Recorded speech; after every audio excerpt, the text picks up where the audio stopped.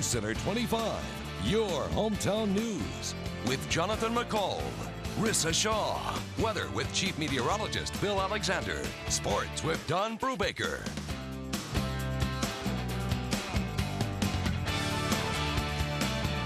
Good evening, everyone. Thanks so much for joining us for this Friday night edition of News Center 25 at 10 o'clock. I'm Jonathan McCall. Rissa is off tonight.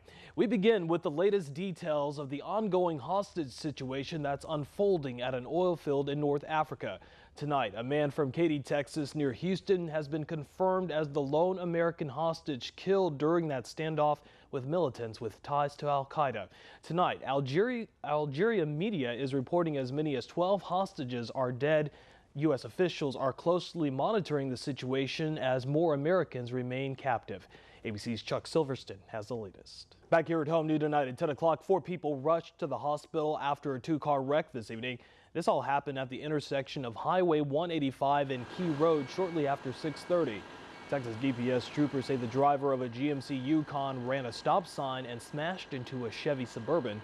The impact flipped the Yukon on its side. 4 people inside of that SUV were taken to the area hospitals with minor injuries. Troopers say the driver of the Yukon will be cited for running that stop sign. The driver and passenger inside of the Suburban luckily not injured. The crash, though, is still under investigation. Meanwhile, we have continuing coverage tonight of a wild scene that unfolded here in Victoria this afternoon. A federal fugitive on the run is now behind bars, but only after leading authorities on a chase through a Victoria neighborhood. News Center 25 is live tonight with the details. Brian Wilk at the Victoria County Jail with how this all came to an end and why U.S. Marshals were looking for that man. Brian. Investigating a bizarre scene that unfolded there this afternoon. Authorities say a man walked into a convenience store, grabbed a gun belonging to the store's clerk, and then tried to shoot himself with it. But get this, the gun wouldn't fire. Police say the clerk wrestled the man to the ground to try and get the gun away from him. And that's when they say the man pointed the gun at a customer inside of the store. Luckily, the customer and that clerk somehow ran out unhurt. Police arrived on scene a short time later and took that man into custody. Millions of Americans will show their love and appreciation for their guns tomorrow in the first ever Gun Appreciation Day. The event scheduled to take place tomorrow at state capitals around the country. A Crossroads woman we caught up with today says she appreciates her gun now more than ever. Joyce Yannick will turn 74 next month and decided it was time to get her concealed handgun license. She completed the gun course last Saturday and is currently waiting for her background check. She says as an older woman, completing the course makes her feel safer. We have more information on that first ever Gun Appreciation Day available on our website at crossroadstoday.com. Meanwhile, a Texas state senator has filed a bill that would allow guns to be carried on Texas college campuses. The bill filed by Texas Senator Brian Birdwell would allow students, faculty members to carry guns on campus if they do have a concealed weapons permit. Texas senators passed a bill during the last legislative session in 2011, but that bill died in the House. Meanwhile, a small East Texas school district has now become the second in Texas to allow teachers to carry guns inside the classroom. Union Grove ISD, which is near Longview, voted unanimously last night to allow their teachers to pack heat inside the room. The district currently has 750 students at 2 campuses. District leaders say there's no word on how many teachers and staff will be allowed to carry the weapons or even if the district will provide them. Harold ISD near Wichita Falls became the first school district in the state to allow teachers to carry weapons on campus. Texas law does allow teachers to carry those weapons, but they must be approved by school board members. New tonight at 10 o'clock, a late night drug bust lands 4 people behind bars here in Victoria. This all happened at an apartment in the 6800 block of North Navarro just after 10 o'clock last night. During a search of the apartment, police say they discovered more than 14 ounces of marijuana and nearly $700 in cash.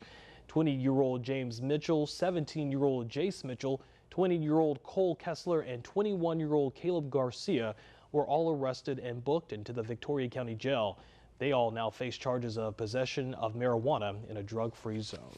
Meanwhile, Victoria fire investigators still trying to piece together what sent several cars up in flames at a salvage yard this afternoon.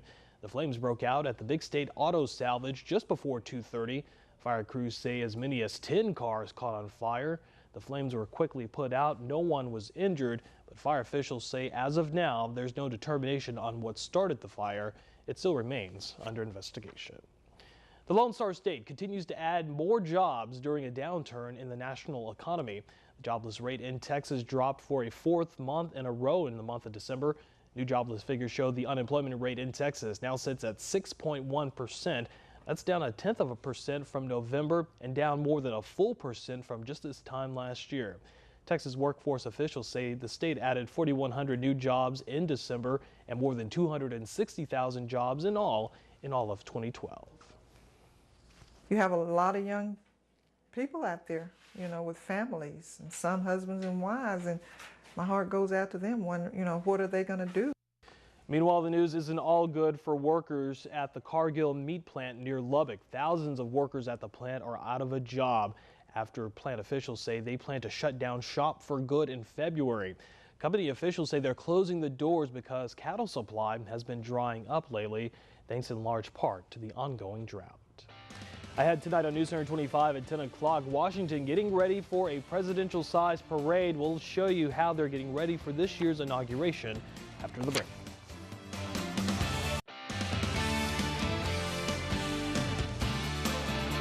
Tonight, leaders in the Republican-controlled House are pushing forward with a deal on a 3-month extension of the debt ceiling with a requirement that a deal must get done or lawmakers must forfeit their paychecks. House Speaker John Boehner says he wants to look at strategies that will force the Democratic-controlled Senate to take a serious look at the country's spending problems.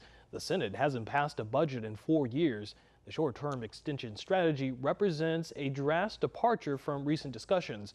The GOP has insisted any increase in the debt ceiling must include spending cuts of the same size. Lawmakers may be willing to go without the dough because chances are your lawmaker is worth a lot more money than you. According to the Center for Responsive Politics, the estimated wealth of the 94 newest members of Congress is more than $1 million. But get this, the people they represent have an average household worth of less than $67,000. The richest member of Congress is Maryland Representative John Delaney. He's estimated to be worth $139 million. Former New Orleans Mayor Ray Nagin was indicted today on nearly 24 corruption charges. The 21 charges include wire fraud, bribery, and money laundering, and they come after an investigation that already forced 2 former city officials and businessmen to plead guilty. Nagin, a former cable TV executive, was first elected as mayor of New Orleans back in 2002. Hurricane Katrina elevated him to the national stage, where he gained a reputation for colorful and sometimes strong language. We're just a few days away from President Obama's second inauguration. As Washington gets ready for a presidential-sized bash for the start of the president's second term, organizers say don't expect the same pomp and circumstance from the first inaugural celebration. Brian Todd shows us how D.C. is getting ready for the big event. Here's a scene that's becoming painfully all too common. Police in Philadelphia have arrested a man after he was caught throwing a woman onto a pair of subway train tracks the other day. From the video, it appears the man walked up to the woman, asked her for a cigarette lighter, moves in, attacks her, and then pulls her by her feet, drags her onto those tracks. Luckily, she manages to pull herself to safety and only suffered minor injuries. Police say they were able to find that suspect within a matter of days. Amazing story there. Police say they're not sure of a motive, but believe the man may have some mental problems. A Louisiana man may have some problems of his own. He's facing burglary charges after police say he forgot a crucial part of his break-in plan, his disguise. Slidell police say Richard Boudreau went out Tuesday night dressed in camouflage, gloves, and burglary tools to steal from his former employer. Officers say he forgot the seafood restaurant where he used to work had security cameras, so guess what? He used a bucket over his head as part of his disguise. Boudreau was able to get away with the cash from the register, and he unsuccessfully tried to hit up another business, guess what, with that same bucket.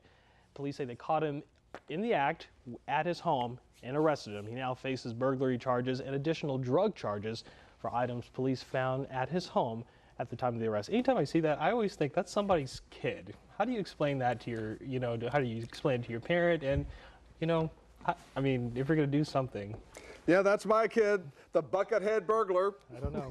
And that's exactly what he'll probably be known as from now on, the Buckethead burglar. For the rest of his life. Good job, guy. Way to go, Richard.